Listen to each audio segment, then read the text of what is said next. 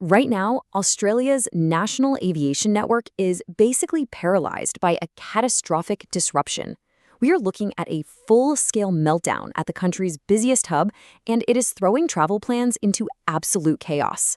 If you've got a flight booked anywhere in the country today, or honestly, if you're just fascinated by how fragile these massive logistical systems can be, you absolutely need to stick around for this explainer.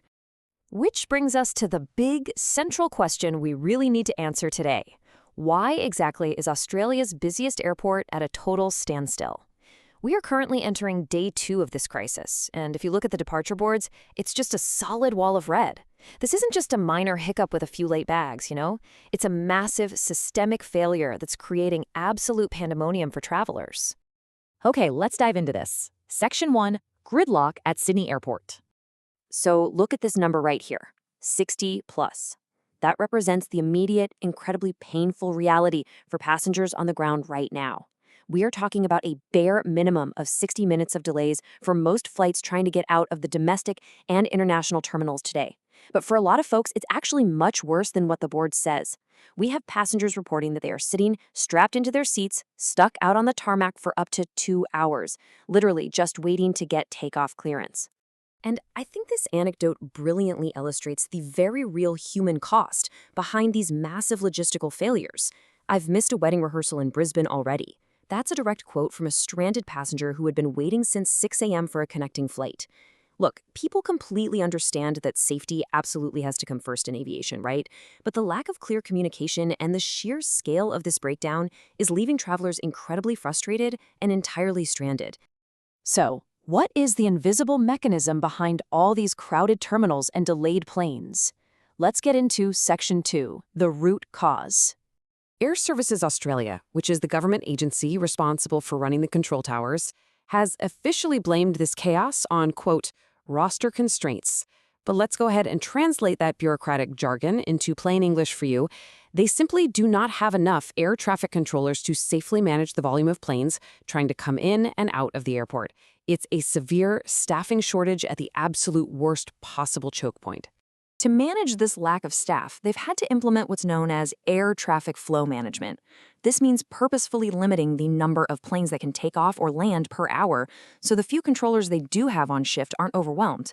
It's essentially a highly technical, very polite way of saying, hey, we just don't have enough people to guide your plane today. Now, obviously, this is a strictly necessary safety measure, but it fundamentally bottlenecks the entire system. And here is where the friction really hits. Take a look at this comparison. On one side, you have the massive immediate demand, hundreds of daily scheduled flights that need to move today. On the other side, you have the rather grim reality of the aviation labor market. There is a massive global shortage of highly trained air traffic controllers, and you can't just hire someone off the street to do this job.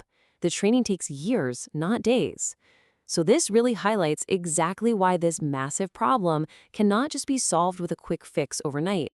And because it's not a quick fix, the domino effect is huge. Section 3, the national ripple effect. Now, what's really interesting about this slide is just the sheer scale of the damage. Airservices projects that 113 out of 639 scheduled flights are impacted today alone. That is nearly 18% of the entire day's traffic disrupted. You really have to keep the domino effect in mind here. Sydney is the primary gateway. When you choke Sydney, you choke the entire country. The planes that are supposed to be landing in Melbourne or Brisbane right now, they're instead just sitting parked in Sydney, which knocks absolutely everything out of position. You can clearly see that severe cascading impact on the major carriers if you look at yesterday's data. Qantas suffered 50 delays, Jetstar had 25, and Virgin Australia had 20. And today is bringing even more pain for travelers. Virgin is already reporting delays of up to 80 minutes on key routes, and Qantas has actually had to outright cancel 4 of its domestic services. Seats are incredibly scarce right now as these airlines frantically scramble to rebook everyone. So the crucial point is this. We aren't just talking about a minor inconvenience here. Stephen Beckett, the CEO of the airline's peak body, summed it up perfectly when he called this, quote, catastrophic for the national network.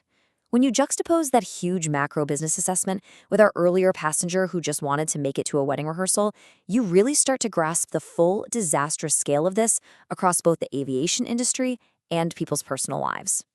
All right, so if you are caught in the middle of this mess, you need a strategy. Let's walk through Section 4, your travel action plan. Here is the official survival guide being issued by Sydney Airport right now. Step 1. Do not just show up at the airport hoping for the best. Step 2.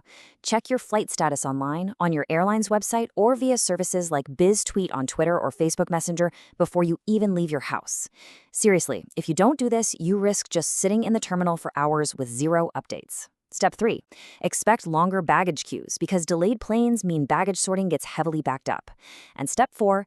Act very quickly if your flight is canceled. If the absolute worst does happen and your flight is officially canceled, listen closely. Do not just stand in the physical line at the check-in desk. Step out of the line, get on your phone, and call the airline's hotline immediately.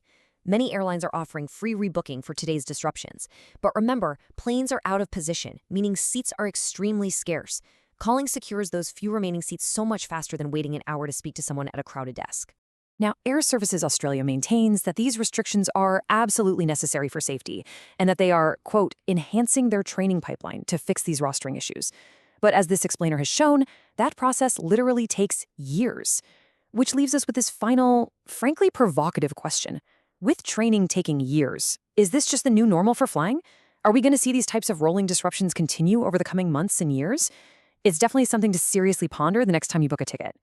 Thanks for joining me on this explainer. Stay safe out there and safe travels.